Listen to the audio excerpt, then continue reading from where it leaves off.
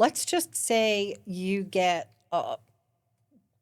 10,000 people who decide to donate up to $310. You've got like a lot, $310,000. That would be right? $3.1 million. Okay, yeah, that sounds good. So now you've got $3.1 million and but you don't win. What happens to that money?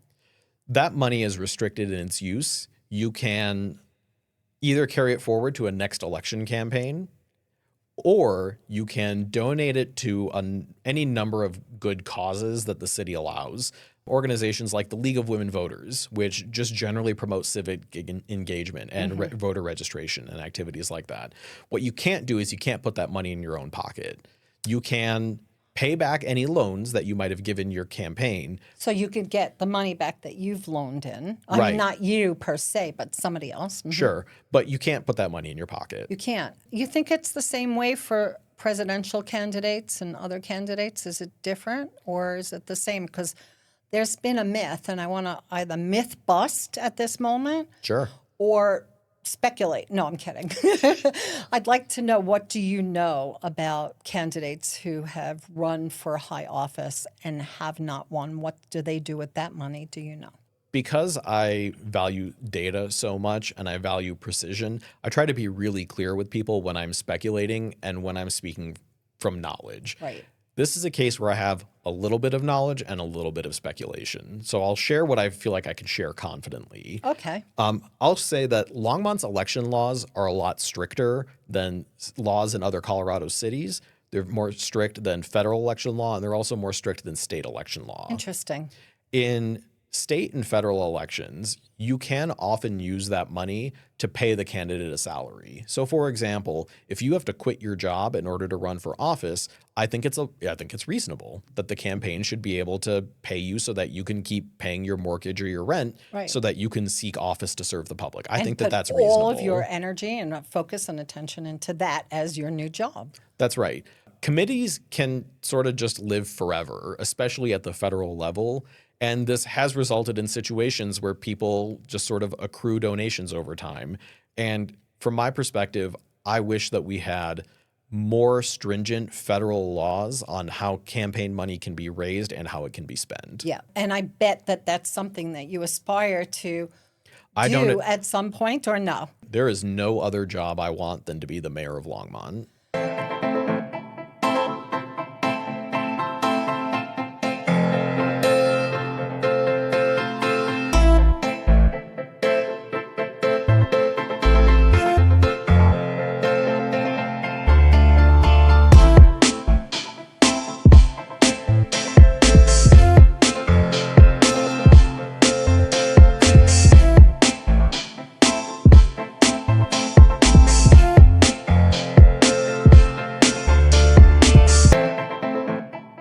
If you're within the sound of my voice, you are watching or listening to the Sterling Spin podcast, and I'm excited to bring you a new spin on living, learning, loving, and laughing.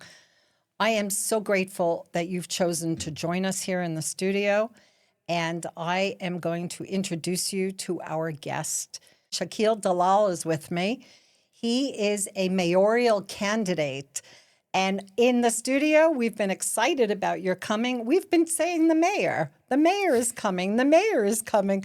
So if our thoughts and our words have anything to do with the reality, we'll be saying Mr. Mayor sometime in November. I want to welcome you and find out about how you got onto this trajectory to become a candidate for the mayor of Longmont. Well, Liz, thank you very much for having me. I am incredibly excited to be on the Sterling Spin. I think you're a great interviewer, and I've really enjoyed watching the show, so I'm really excited to be here. Thank you so much. I'm drinking that in. Wow, that is really nice. Thanks. I'm grateful that you are here and that you said yes. And when I reached out to you, one of the things I said is, I've always wanted to write for a candidate and do some speech writing. You're like, tell me about yourself, and told you who I was. And you were like, hey, let's get together in the studio. And we made it happen. So Yeah, well, because I think that the spoken word has an incredible amount of power. If you look at our history and the history of movements that have changed society, so much of it is based around the written and spoken words ability to change people's hearts and minds. And so opportunities like this to talk to people about the things that we think are important in our community is an incredibly valuable opportunity to raise awareness and to change people's minds about the scope of what could be possible and how great a place Longmont already is and how much more accessible we can make Longmont to more people, including those who already live here but are getting pushed out. you know, as you're speaking, I am feeling your words. And back to what you said about words really matter. Someone can speak words, but their heart and soul isn't into it. They're just like talking heads. But when you are speaking, I'm feeling like you're saying, I really care. I want to make a difference. I'm future forward. So take us into the background first of how you got where you are, what you've done, and then what piqued your interest to say, I'm ready to become a candidate for the mayoral position here in this town. So I fell in love with Longmont not long after I got here, like I think most people do. And I got super involved in the community as fast as I possibly could. I used to write for a nonprofit newspaper in town called the Longmont Observer, where I wrote political columns and moderated 3 cycles of city council election debates and 1 U.S. House of Representatives debate.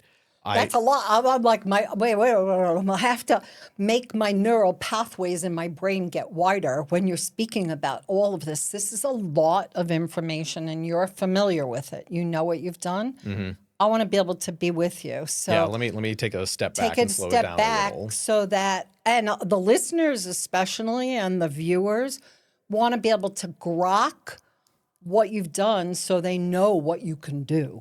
And it's always just spilling out of me because of my love of this community and how urgent I feel like our problems are.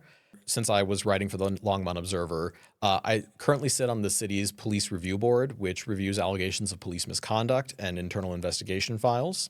I also serve on the board of the Longmont Community Foundation. And for the past 3 years, I've been running an organization called Launch Longmont Housing, which advocates for policy change at the local level to make housing more affordable for average Longmonters. I think everybody everywhere wants to make housing more affordable in most towns and cities throughout America. So, of course, this is your town. You're concerned about people who work here not being able to live here, I bet.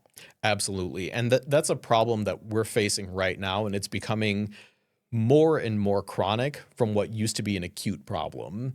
We now live in a city where only 12% of the people who live in the city can afford to buy the average home. And so now we're in a place where your family has to make over $200,000 a year in order to be able to buy the average home in Longmont.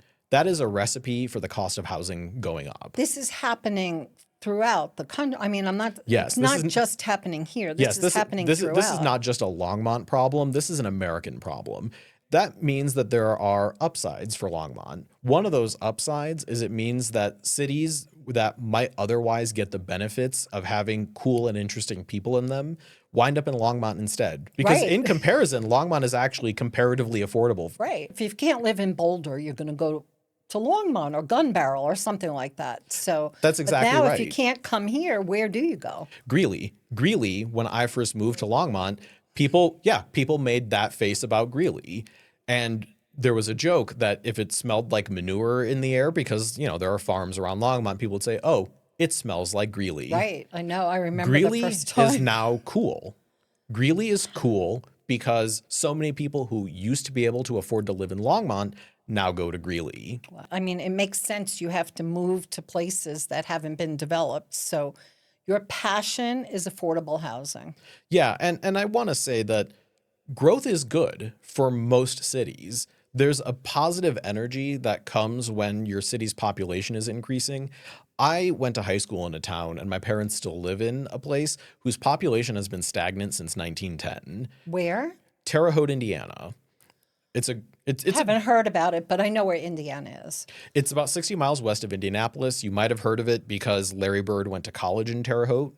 The other notable fact about Terre Haute is that Clabber Girl baking powder is from Terre Haute. Oh, I know that. Yeah, Okay. and it's still manufactured there. But the population of Terre Haute has been the same since 1910. And so it just doesn't have a dynamic energy associated with it. It's a place that young people leave, whereas the Front Range in Colorado and Longmont are a place that young people want to be. Is that what brought you here? Is because it was were you called to come out west and Yeah, get here? like a lot of other people, I was called here by opportunity. I moved here to start a business that did manufacturing for the tool and die industry and the semiconductor industry.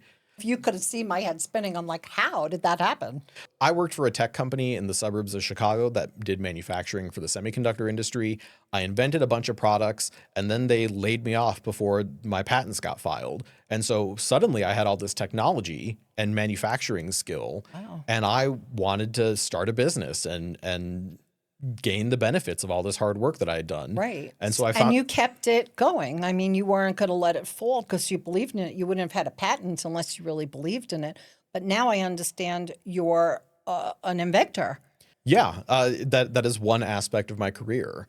And so I found some business partners who were already here in Longmont, and I thought, well, if they're already there, that's where I must be called to go as well. Tell me a little about your mind and how your mind works. I am a data-based thinker. Because I'm a scientist by training, it's the kind of education that really just changes the way that you see the world. And for me, data is a lens through which to view most things in our world. It's not the only lens, and it's not the only way that you want to evaluate something, but data can be clarifying in a way that while people's experiences and the problems that they tell you about certainly matter, and it's another really important way to learn about issues or good things, data can tell a story as well. And what I like about data is that it can be revealing in a way that a person's story in isolation can't be. When stories are subjective and data is objective, I mean, unless you think that the scientist or the researcher is influencing the outcome, which is something that I've heard. But if you really take hard data, that's what it is. The information is right there, and you don't make up stories about it. So if I want to talk about the town and go, gosh, the rents have gotten so high or the prices have gotten so high and it's hard, it's a lot different than the lens through which you're able to look at it. So one of your lenses, because of the way your mind works, is data-oriented. That's and then right. you said you're also a scientist. I am a scientist. I'm a chemist by training. I work for an aerospace company as a propulsion chemist, and I work on all sorts of material science problems as well. You know, it's funny because so you use propulsion, that's to move forward. You talk about data and you talk about being able to understand it so that you can make good decisions about what should happen so that you can move forward and make changes. It seems quite logical to me at this moment that you would think about becoming someone who's a mover and shaker, who can make decisions and then implement them. So we're doing your mind, and then I see how the mind and mayor go together. How did it happen for you? The way that it happened for me is that there's an additional piece beyond just the data. It's one thing to know what should be done. It's another thing to say, we can do it. And I believe that there are very simple policy changes that we can make in Longmont to make it possible for an average family to be able to afford a home. Example. It should be legal to build a townhome in every neighborhood in the city. It is illegal to build a townhome on 65% of the residential zoned land in the city. Why would that be the case? That's a great question. I don't know why it's the case. Historically, I think it's because there was a preference for detached single-family homes, and I certainly understand that appeal. I live in a detached single-family home myself. Property, Right. space. But I think it's also important to understand the way in which our culture is changing. My generation is the first generation of Americans that is going to be poorer than our parents. And because of that, we just have a much stronger focus on the cost of living than our parents' generation Yeah. did. And one of the most expensive parts of owning a detached home is the land that it has to sit on. Correct. There is just a finite amount of land in Longmont because we have made the affirmative choice to protect open space. And open space is one of the things that our grandchildren are going to be so grateful that we did. Yes, it Because- is beautiful. I love every time I see open space, open space, open space, and how much land there actually is preserved for people to enjoy. But you have to give up the land somewhere. And you're saying they didn't want to give it up. They wanted to keep the private homes. But now you're seeing how. So you did a little bit of analysis to determine that 65% of the land is used as private homes where it could be allocated for townhomes, which puts more Actually, people together. more of our land than 65% is set aside for residential uses. In 65% of our residential land, you're only allowed to build a detached single-family home, which is the most expensive type of home. Right. And so our housing is expensive because most of what we're allowed to build is expensive. I have seen, I think they're called pop-ups or something. I have seen like this sort of towns or areas like popping up. So would your goal be to implement some type of a proposal that would allow for the parameter to change so that more townhomes could be built? Is that one of the things that you're shooting for? That is one of the things that I'm shooting for. I'll admit I don't quite know what a pop-up is. It's like when a group of homes just like pop up, like across the street sure. from where I live, all of a sudden, pop-ups, there they are. And they are more townhomes that I'm starting to see. It's just, whoop, there they are. And this is a change in how Longmont is going to have to add homes to our community. What you're calling a pop-up is what I think I would call greenfield development. So there's an empty field and someone decides to put some homes there. And so we build a few homes. Right. But you want to put townhomes so you can have a lot more people living there and give them affordability. Well, the challenge in Longmont is even deeper than that. Because we have made such a concerted effort to protect open space, it turns out that Longmont is at its borders. There is almost no greenfield left. And so if you want to protect open space and protect the environment, the only way that you can do that while making sure that teachers and city employees and the people who make the city work can still afford to live in Longmont is we have to add homes to the neighborhoods that already exist. And the way that I think is the most socially acceptable, the way that gives people the most opportunity to own a home, is to make it possible to take a single family home that might be too big for the people who already live there because they, maybe their kids have grown up and they're gone and now they just have too much home. This is very progressive thinking. Honestly, I must say it's progressive. You're in a residential community. They're all single family homes.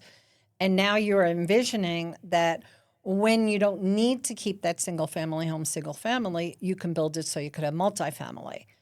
And it's going to look a lot different than the community, and people are going to maybe like it, maybe not. What do you think? I actually think what's striking about this is that it doesn't have to look that different.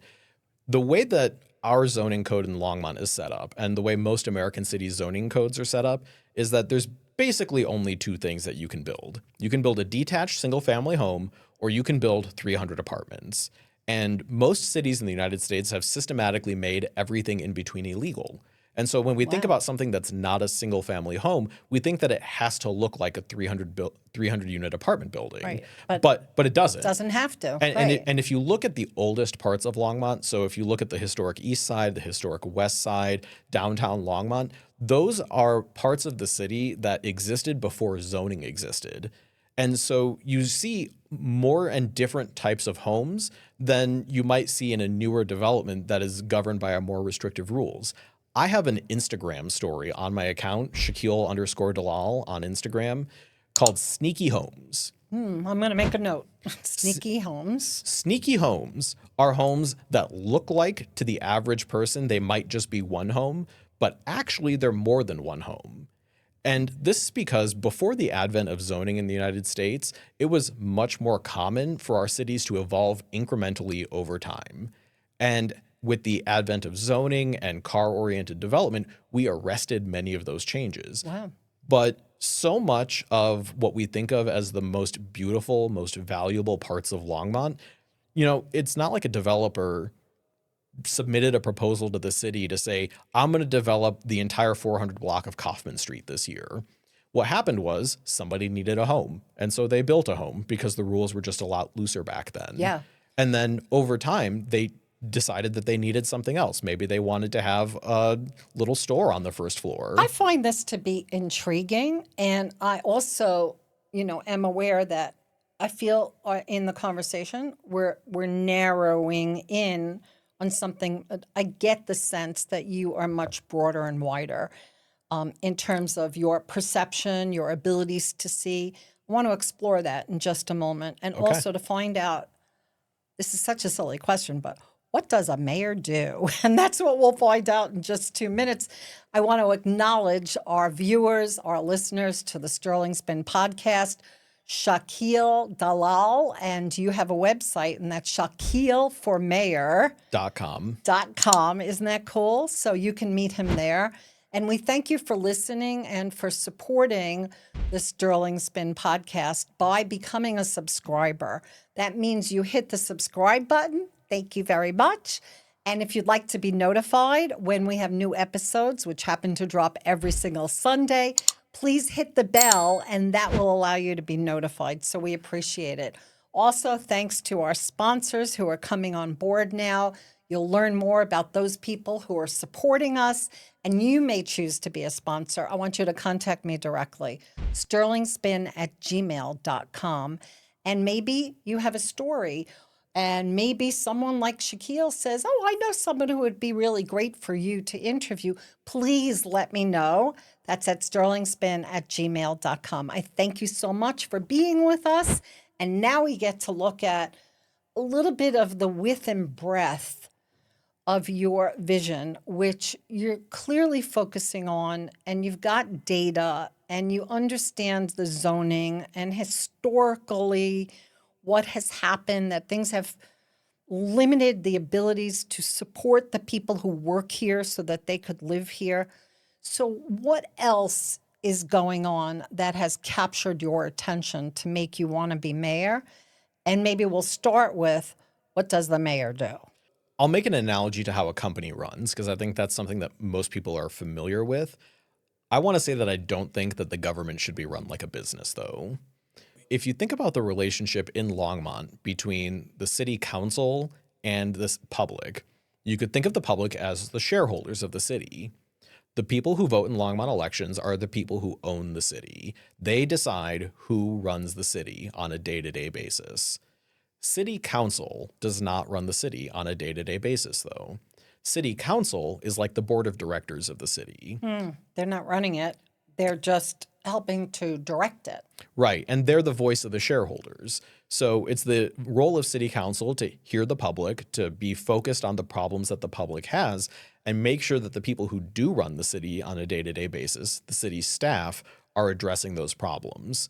The mayor is the chair of the city council. The mayor is responsible for leading the city council and creating consensus so that the city staff has clear direction on what the city's most urgent problems are and what direction the city staff should be going in order to fix those problems.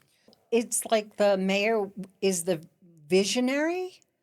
Yeah. Is the one who will envision what needs to happen? How does the mayor know what the people want, what the shareholders want? How does that information get to the mayor? And does the mayor tell the commission, the council, or do they tell the mayor? Well, every city council member is independently elected. And so every city council member brings an important and interesting perspective. And one of the things that I really like about Longmont City Council is that there is a broad range of perspectives on what the most important problems are. That's great. And what do you have to do to, just out of curiosity, quickly, what do you have to do to be a council member? You have to win an election. You have to be voted in. Yes. Okay. Every city council member, including the mayor, is elected. And there's an election that Longmont holds its elections in odd number years. So this year, the mayor 2 of our at-large city council seats and our Ward 2 seat will be elected this year. Wow. So there's going to be a lot of change and different perspectives, and you're ready to lend to it. So thank you for explaining that to me. So what happens if you like go to sleep at night and you have like this dream for your city and you want to implement it? It's one of those big dreams, right? You ever have a big dream? Yeah, I've got a lot of big dreams. Okay. So what do you do? Where do you go? How do you get to implement that? How do you get it heard? Who votes on it? And how do you make that happen? The most direct way to make change happen in the city is to reach out to your city council members. They're all available by email, and I really admire how engaged our city council members are with the public. You can also go to Public Invited to be Heard, which is the start of every city council meeting. You get 3 minutes, and you have a First Amendment right to say literally anything that you want. I've seen you do that. I looked on some of the, I guess it was on YouTube, and they're all recorded through Longmont Public Media. That's right, because they're part of the public record. Right. So it's there. And I saw you a number of times, like getting up and speaking. You really are passionate. And yes, I do like you a lot for what you stand for and how much knowledge and information you have, along with this like heartfelt desire to make a difference. So now you've had this dream, and where do you go? What do you do to get that heard? If you get what you need out of city council, if it's a simple policy change that you're asking for and it makes sense to the city council members, very often the city will take action on that policy change. So they, as representatives of all the people or the shareholders, they can take the action to support you in something that you're proposing as a policy change. That's right. The city council has the ability to direct staff to make action, to take action on a particular issue. If getting your issues heard by your elected officials isn't enough, then another step that you can take is you can serve on a city board. City board members are appointed by city council members, and they serve all sorts of important functions. For example, we have a water board, and the role of the water board is to be engaged with our city's water department, because the city of Longmont treats all of its own water, and it also treats all of its own wastewater. And that's a big responsibility. That's a big job. So you, right now, currently, are you involved with any other boards? The only board that I serve on right now, you're only allowed to serve on one board at a time. The board that I serve on is called the Professional Standards Unit, which is the review board for misconduct allegations in our public safety department, which includes police and firefighters. Wow, that's important work. So you're like peeking in to make sure that everybody's behaving. Yeah, our role is to review internal investigation files at a certain point. Once the public safety department has determined that a investigation is merited, they complete a full and thorough investigation. And our role on the professional standards unit is to ensure that the investigation is complete, that it was fair, that it was thorough, and to make a recommendation to the public safety chief on whether or not the misconduct actually happened. You know, I'm getting the sense and the feeling that the experiences that you've had, and we're going back to the question of the broadness with which you have been exposed to this city, that puts you in a position to say, I could see myself as mayor, and now you're asking us to see you as the mayor. So you've broadened yourself, and I'd like to know across the board, the biggest issues, affordable housing. Now you're on the board for the standards to be met. I could see how your chemistry, I could see how your background in working with propulsion and moving things, and then also data, like you're like a data guy. You know, I want to get in there and I want to know the details. And you said to make sure they're all fair. So make it a pizza pie, if you would. I don't care how many slices are in it, but make it a pizza pie. And what are the slices of pizza that have garnered your heart's desire and you want to make a difference on those? Serving a city as a city council member, as an elected official, is an act of love. For me, it's an act of love for this city, for this place that I never want to leave, that I hope to raise my children in. And it's an act of love for those children who I don't have yet. But I know what kind of city I want them to live in, and I know what kind of city I hope that their kids live in. It's a city where average people can afford to live, where a child can safely ride their bike across town to go see their friends so that they're not held hostage to the tyranny of waiting for their parents to pick them up and drop them off. It's a city where every person feels loved and respected and has an opportunity to reach their maximum potential. In order to do that, I'm asking for your vote for mayor because I plan to bring my whole self to this endeavor. I want to bring my understanding of data. I want to bring my love of the people of this city. I want to bring my vision for things which maybe people say are hard, but I believe are possible, and that we have the skill and the passion and the desire to do. And I'm asking for you to give me the opportunity to lead us in a better direction, to lead us towards a positive vision of the future. Well, that feels really good. Really good. So I'm going to be a little pragmatic here. Please. Money. Yeah. Okay. So you said. Makes the world go round. Yeah, it does, right? I mean, we wouldn't say that if it wasn't true. Like, you can't run necessarily for mayor unless you like go into your pocket and take gobs and gobs of money out and invest it. And I don't even know if you're allowed to do that. But part of what I love about Longmont politics is how approachable it is for the average person. You can reach a city council member really easily because most of our city council members are random community people who decided to step up and serve the city as a whole. Because of that, they're all deeply connected to the community. We also have great election laws in this city. No person, company, or any other entity may give more than $310 to any one city council candidate who is running for office. City council. Or mayor. The mayor too? Yeah, the mayor is a member of the city council. $310. That's it. And so, well, you could get a lot of $310 from lots of people, but you can't get 3,100. That's exactly right. 310. It's very hard for any one rich person to have a dramatic influence on Longmont politics because the giving cap is so low. So you can give yourself 310 also? Candidates are allowed to loan an unlimited amount of money to their own campaign. Okay, it's where we get into like murky territory. I've given $310 to my campaign and it's not a loan. So that's what you're doing. You're giving. Do you feel like you may have to loan the campaign? And I should say, just to set the scale of things. Yeah. There is a city council member right now who got elected by spending $750. There have been people who have spent $30,000 and lost. Money is important in Longmont politics because you need to buy yard signs and print handouts and put up a website. I guess some people on the team are paid and some people on the team volunteer. Almost everyone in Longmont politics is a volunteer. Mm-hmm. Okay. The reality is that most of what gets you elected in Longmont is making a persuasive case to the public and doing the hard work to reach the public. You are doing that. I just want you to know. Last question, and this is something that I heard about the campaigns. Let's just say you get 10,000 people who decide to donate up to $310. You've got like a lot, $310,000. That would be $3.1 million. Okay, yeah, that sounds good. So now you've got $3.1 million and but you don't win. What happens to that money?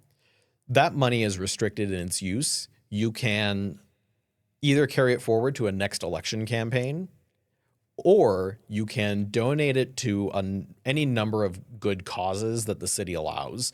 Organizations like the League of Women Voters, which just generally promote civic engagement and voter registration and activities like that. What you can't do is you can't put that money in your own pocket.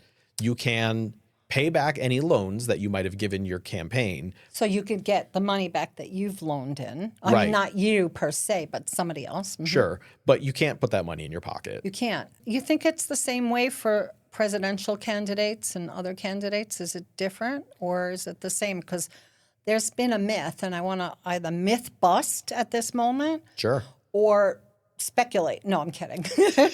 I'd like to know, what do you know about candidates who have run for high office and have not won? What do they do with that money? Do you know? Because I value data so much and I value precision, I try to be really clear with people when I'm speculating and when I'm speaking from knowledge. Right. This is a case where I have a little bit of knowledge and a little bit of speculation. So I'll share what I feel like I can share confidently. Okay. I'll say that Longmont's election laws are a lot stricter than laws in other Colorado cities. They're more strict than federal election law, and they're also more strict than state election law. Interesting. In state and federal elections, you can often use that money to pay the candidate a salary. So, for example, if you have to quit your job in order to run for office, I think it's reasonable that the campaign should be able to pay you so that you can keep paying your mortgage or your rent, Right. so that you can seek office to serve the public. I think Put that's reasonable. all of your energy and focus and attention into that as your new job. That's right. Committees can sort of just live forever, especially at the federal level. And this has resulted in situations where people just sort of accrue donations over time. And from my perspective, I wish that we had more stringent federal laws on how campaign money can be raised and how it can be spent. Yeah. And I bet that that's something that you aspire to I do don't. at some point, or no? There is no other job I want than to be the mayor of Longmont. I'll wrap it up with this. Everything that you've done and said in this interview, it's like your home base, your heart is in the center of Longmont. And every reference that you've made, wherever you've gone, it's always from Longmont. It's like you and Longmont and your heart and your mind and your essence are like integrated, and they're like one. And that is really a beautiful thing. And I want to thank you for showing that to us today. Thank you very much. And I really want to emphasize that for me, this is not about money or power. There's nothing I want more than to serve this great city and to make it a better place. For the record, the mayor of Longmont next year will make $24,000 a year. I was going to ask you that, $24,000. Yeah, and this is why all city council members who aren't either independently wealthy or retired have day jobs. I think that this makes the city a slightly worse place. I think we would be better served by paying city council members for their time, because I think that we would get more of their attention if we at least paid city council members the average wage of a Longmont resident. And Boulder started doing this last year. They now pay city council members 50% of the area median income. So roughly the income of one average person in the city of Boulder. And I think it would make sense for us to do the same thing. Yeah, you can devote more time to your city and to helping your city. At $24,000 a year, you will have to keep your day job and be mayor at the same time. I mean, I don't say you have to. I don't really know, but you would do that, and you would be able to do both. And I appreciate you clarifying. I don't think you needed to say that you're not doing this for the money, you're not doing it for the accolades, you're not doing it for your ego. You're doing it because you want to have a family and you want to be able to live here and work here and make your home right here where you are, right where we are right in this second, right in the heart of Longmont. So I think you were pretty clear. I had to ask those questions because they're on people's minds. They're great questions. People want to know. So but you've been very clear with us, and I thank you. So you will come back and we'll get to say, Mr. Mayor? If I win, I promise I will come back to the SterlingSpin. When you win. We use that outcome language. We're speaking into when I win, I will come back to the SterlingSpin podcast. How does it feel? When I earn the public's trust and I earn their vote, I will come back to the SterlingSpin when I win the election for mayor of Longmont. So excited. Thank you so much. Yay, yay, yay.